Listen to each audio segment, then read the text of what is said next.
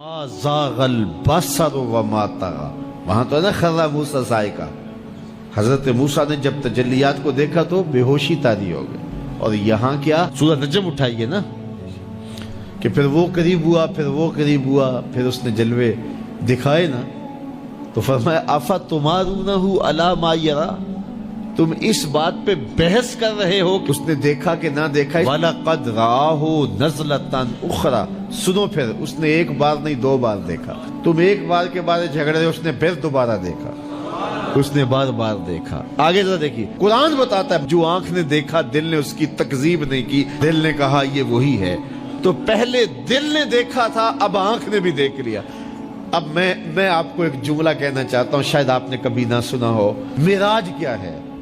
تو پوری گفتگو سے یہ خلاصہ آپ کے اندر اتار لے، جو دل میں رہتا ہو وہ آنکھوں میں آ جائے تو معراج ہوتی ہے. جو دل میں رہتا ہو، درد بن کے رہتا ہو، جس کی اڈیک ہو، جس کی آس ہو، جس کی امید ہو، جس کے لیے تڑپ ہو، جس کے لیے بے چینیاں ہوں، جس کے لیے اضطراب ہو، جس کو دعاؤں میں مانگا جائے، جس کو تمناؤں میں طلب کیا جائے، جس کے لیے منتیں مانی جائیں، جس کے لیے وظیفے پڑھے جائیں، جو دل میں رہتا ہو جب آنکھوں کے سامنے آ جائے تو صحیح تو معراج کہتے ہیں. جو آنکھ نے دیکھا دل نے اس کی تکذیب نہیں کی. اور یہاں ایک اور جملہ کہتا ہوں، وہ یہ کہ دنیا پہ ہوتا یہ ہے کہ جب کوئی نظارہ دیکھا جائے، کوئی منظر دیکھا جائے تو ناظر تعریف کرتا ہے نا کہ واہ واہ کیا منظر تھا. آپ دنیا کے اوپر جاتے رہتے ہیں، مناظر دیکھتے ہیں تو واپس آ کہتے ہیں کیا منظر تھا.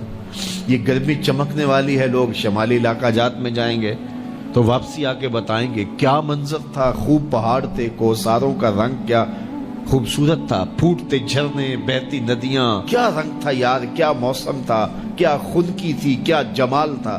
اقبال بھی گئے تھے نا اور واپس پلٹے تو کسی نے دیکھا کہ کیا دیکھ کے آئے ہو، تو اقبال نے کہا من خدا را آنجا دیدم بے حجاب، میں نے اس کے جلوے وہاں بے نقاب دیکھے ہیں. تو جب کوئی نظر منظر کو دیکھتی ہے تو پھر تعریف تو کرتی ہے نا. تو یہی ہوتا ہے نا کہ نظر منظر کی تعریف کرتی ہے.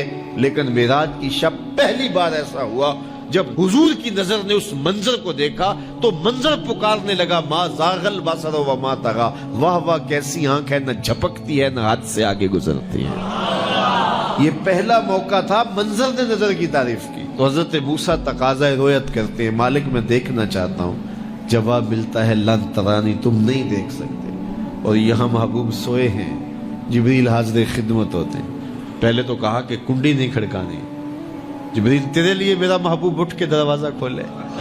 اللہ اکبر. کہا چھت سے سوراخ کرو اور جا کے قدموں میں بیٹھ جاؤ. سوراخ کیا اور وہاں سے گزرے، پھر حضور کے قدموں پہ آئے. محبوب کو اب جگا لوں؟ کہا نہیں، میرے محبوب کے قدموں پہ ہونٹ رکھ دے. اب جبریل حضور کے قدموں کو چومتے ہیں. یہاں ظہوری صاحب بھی مجھے یاد آئے، اللہ ان کی قبر پہ رحمت نازل کرے. سادہ لہجہ ہے لیکن کتنا دل نشین ہے. بشرط چادر تان کے ستا، ذرا غور کیجئے، بشرط چادر تان کے ستا، نور چمے پہ اتلیاں. ذرا منظر تو تصور میں لائیے. بشرط چادر تان کے ستا، نور چمے پہ اتلیاں، جس دی خاطر سجیاں ہویاں نے عرش بری دیاں گلیاں. پھر بشرط اگے لنگ دائی جاوے، نوری رہ گیا تھلے، جس ویلے انہوں ود دیاں ویکھیا آکھے بلے بلے بلے. جبریل حضور کے قدم چوم رہے ہیں، حضور بیدار ہوتے ہیں. کہا جبریل کیا بات ہے؟ تو جبریل نے کیا کہا؟ ان اللہ اشتاق الی لقائک یا رسول اللہ، حضور آپ کا رب آپ کے دیدار کا مشتاق ہے. پھر حضور کا سینہ شک کیا گیا، قلب اطہر سینے سے نکالا گیا، آب زمزم سے غسل دیا گیا، اور حضور اس منظر کو آنکھوں سے دیکھ رہے ہیں. علامہ بدر الدین عینی علیہ رحمہ شارح صحیح بخاری، آپ نے عینی شریف میں لکھا ہے، یہ بخاری کی شرح ہے، حضور کا قلب اطہر نکالا گیا تو جبریل نے حضور کا دل دیکھا تو جبریل تو آشش کر اٹھا. واہ واہ کیسا دل ہے جس میں دو آنکھیں ہیں جو دیکھتی ہیں، دو کان ہیں جو سنتے ہیں. یہ حضور کا قلب اطہر ہے. حضور نے فرمایا صحابہ صفیں سیدھی رکھا کرو، مت سمجھو میں آگے دیکھتا ہوں. جس طرح جب حضور قرب خاص میں گئے اور ان منازل کو طے کر گئے جہاں تک نہ کوئی گیا تھا نہ کوئی پہنچ سکتا تھا، تو اللہ نے اپنے محبوب کو بہت کچھ دیا. 70,000 اسرار تھے، 70,000 رموز تھی، 70,000 حکایات تھیں. محبوب کی جھولی میں بہت کچھ ڈالا اور ڈال کر کے کہا بما اشرفک یا احمد، اے محبوب یہ تو میں نے خود دیا ہے، اب تو اپنی چاہت بھی بتا، تیری چاہت کیا ہے۔ یہ مہمان نوازی کے تقاضے ہوتے ہیں نا، کہ سب کچھ پیش کرنے کے بعد بھی میزبان کہتا ہے کوئی اور، آپ کی کوئی پسند، تو یہ میزبانی کے تقاضے ہوتے ہیں۔ تو سب کچھ دینے کے باوجود جھولی میں ہر چیز ڈال دینے کے بعد کہا بما اشرفک یا احمد، پیارے بتائیے آپ کو کیا دیا جائے۔ اب پھر حضور کی ڈیمانڈ دیکھیے، حضور نے مانگا کیا۔